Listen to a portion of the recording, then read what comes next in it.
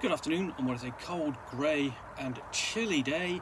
It is a balmy 3 degrees on what is Saturday, December the 17th. I'm in the reading nook with a nice hot cup of tea, cat who is not ours, and a box to open up. Now what I'm going to look at today is this, which is Icons of the Realms, Summoned Creatures Set 1. Now I've done an unboxing of Set 2, which I liked because it had a whole load of elementals in there. So it had air, fire and earth, and they're all really great, really nice chunky solid figures, all useful for your Dungeons and Dragons game, and also useful for your RuneQuest role-playing throughout the game, if you use miniatures, because they, there are lots of cults who summon elementals. So let's open this up. This is specifically for Dungeons and Dragons, but it really works with other fantasy games, and they're all manufactured by Wizk. So let's have a look and see what's on the back there. So you can see there is a Pegasus, and then we've got a giant goat, an Aurochs, Needle Blight, and Warhorse. So these are all pre-painted. They're plastic, but they're nicely detailed. But they can be a bit of bit awkward to get out of the box. But they come in this tray, which comes with its own lid, which is a nice touch. So they're easy to store once you put them away, even though you put them in a big box for what the size they are. So let's start off with the smallest. Now, classically, you necessarily think of these as figures that you are, or creatures that you necessarily are going to summon. So it seems there's a bit of an odd selection here. So I'll show you that. Quite a spindly figure. That's the Needle Man. Which, kind of hateful look on his face that you can just about see. I don't know whether you can. Yeah. Okay. Okay.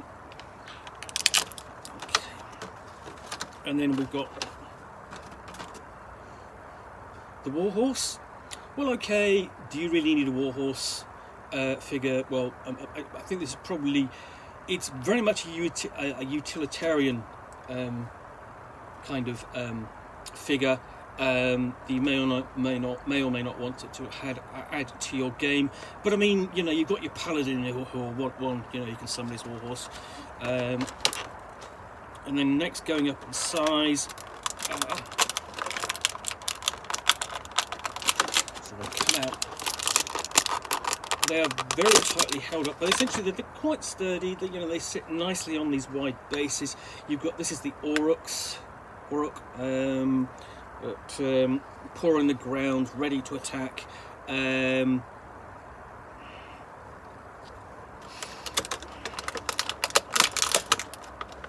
next up,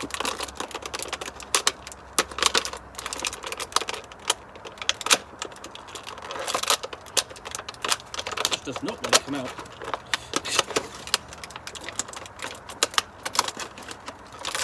There we go. Yeah, these are really held in quite fast. So there's the giant goat. Well, I suppose you could do make it a ram if you wanted to, and potentially you could turn that into an air ram. If you're playing RuneQuest. So there we go.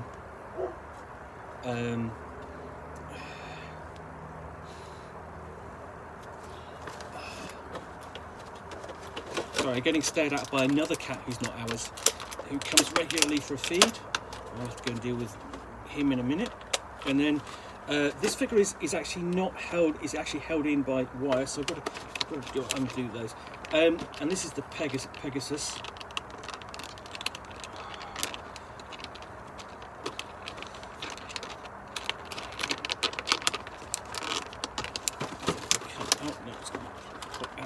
This side, there we go. And this is probably the nicest piece in there. Lots of nice detail. The wings really, unfurled, and it's about to leap into the air. There's quite a lot of animation to that, lot of action. Sorry, my fingers are cold. So yeah, that's quite nice. So yeah, overall, not a bad collection, I don't think. I do have reservations though, because there is one thing missing from this set and also the other set, which summoned creatures, sets 1 and 2, and you've got no water elemental, which is really kind of odd.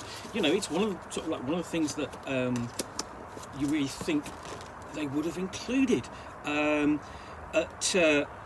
there. And I should almost think what they perhaps could have done was a summons creatures set 1 could have been just the 4 elementals, and people would have been really happy with that. That would have made it a really good set. I could have gone with summoned elementals, but hey, I'm not a game publisher or miniatures manufacturers, so there we go. But these are nice figures if you can track them down and you want them for your game and you make use of miniatures around the table, and some of them do work in role-playing games other than Dungeons and Dragons, so they're more useful than you think. But anyway, that's Summon Creatures Set 1, manufactured for Wizk Kids for Dungeons and Dragons. Anyway, hope you've enjoyed this unboxing in the Nook. If you have, then please do click on the like button down below. And of course, if you've got any comments or feedback, I do appreciate you taking the time to post those. And lastly, if you want to be alerted to yet more unboxings where you'll see me with a box or a package from which I will extract a game or book, in this case, it's opening up a pack of miniatures, box of miniatures, and then talk about them to the best extent in my knowledge for roughly 10 minutes or so. All, of course, accompanied by a nice hot cup of tea. Oh yeah. Then please do hit that subscribe button down below. Thanks again for watching. Be back again soon with another one. Bye for now.